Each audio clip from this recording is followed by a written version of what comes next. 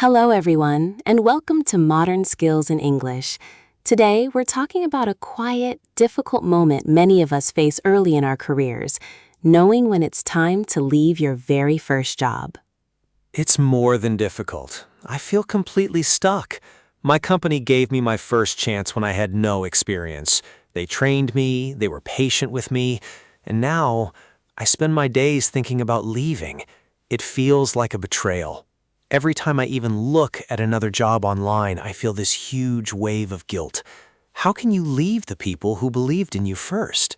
That feeling is incredibly common, Mark, and it's rooted in something positive, gratitude. But the question we need to ask is not, how can I leave? The real question is, what is loyalty really? To me, loyalty is staying. It's showing them that their investment in me was worth it. It's not abandoning the team just because something new and shiny appears. That sounds reasonable. Most young professionals believe their loyalty is measured in time. The longer you stay, the more loyal you are. Exactly, and I feel like I haven't stayed long enough to repay them. But what if that idea of repayment is the trap itself? The real problem here isn't your desire to grow, it's the belief that your career is a debt you owe to your first employer. Let's look at this differently. This isn't about effort or paying someone back. It's about alignment. Alignment? What do you mean? Think about it this way. Most of us feel we owe our first company a debt of gratitude. And we do. They took a risk. They taught us how to be a professional. Right. And that's why leaving feels so wrong.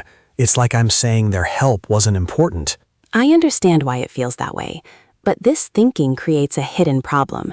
It frames your relationship as a one-way street. They gave, and now you must give back, endlessly.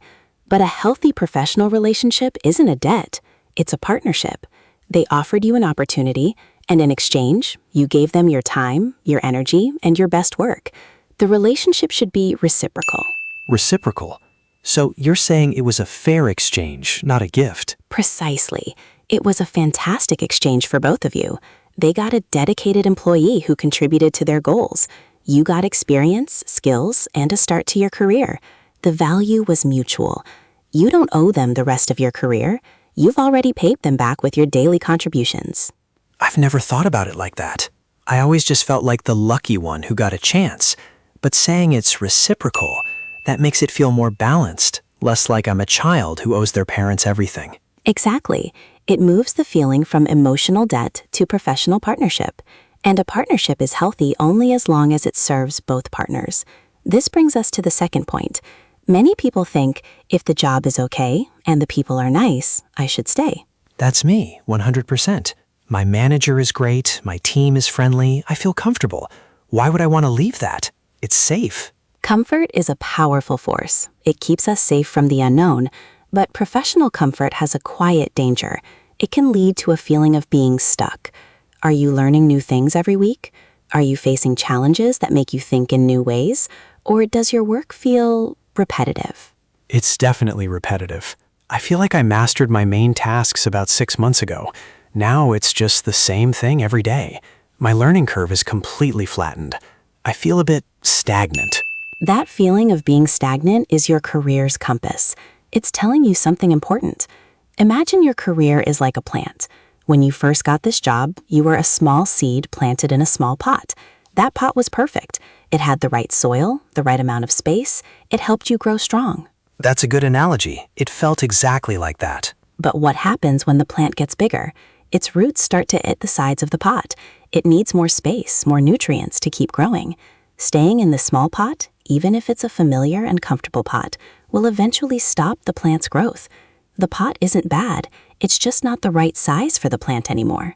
So staying in my comfortable job might actually be holding me back. Even though it feels safe, it's keeping me small. It can. The goal isn't to find a job where you can be comfortable forever. The goal is to find a place where you can continue to grow.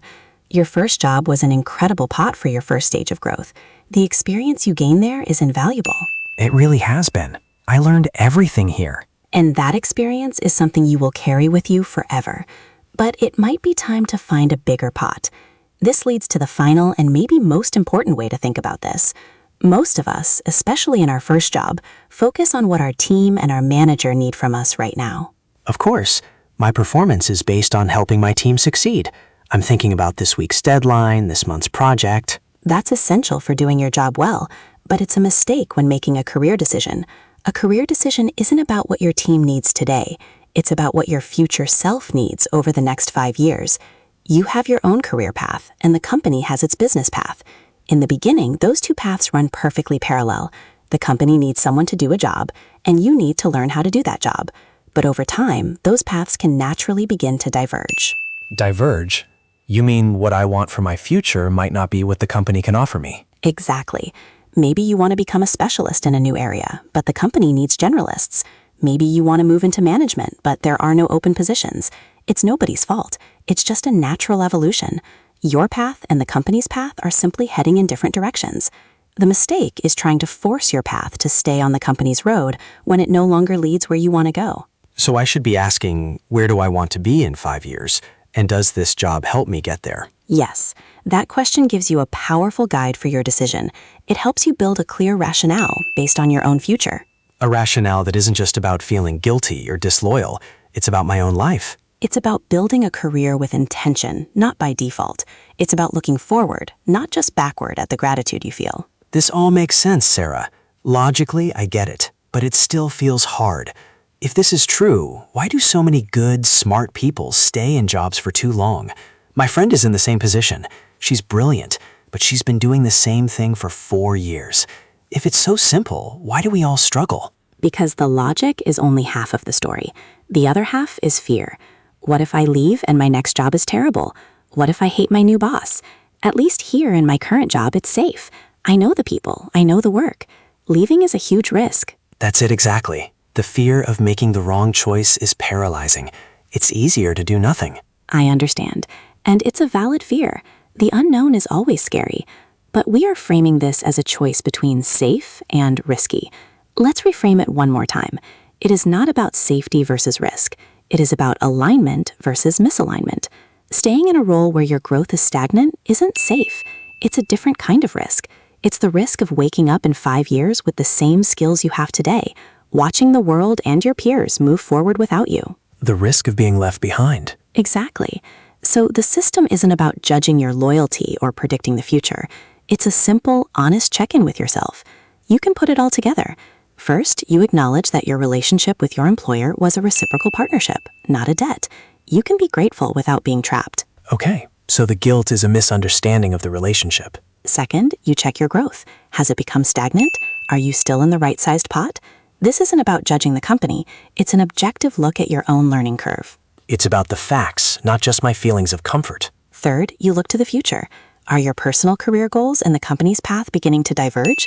This gives you a forward-looking rationale for your decision, one that serves your future self. So, gratitude for the past, facts about the present, and a vision for the future. When you put those 3 things together, you see the decision differently. The experience you gained was invaluable, and it prepared you for what's next.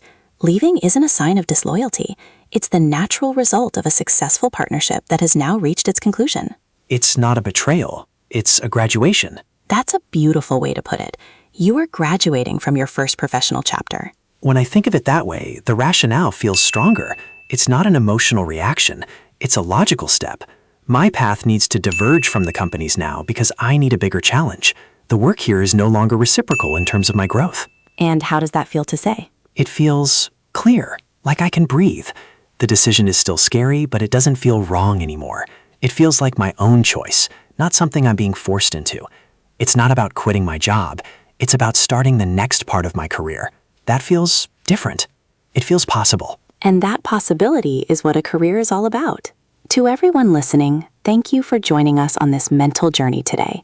We hope this reframing helps you navigate your own career choices with a little more clarity and a little less guilt. We're always curious about the challenges you're facing. If there's a specific topic or a professional dilemma you'd like us to explore in a future episode, please let us know in the comments below. We'd love to hear from you.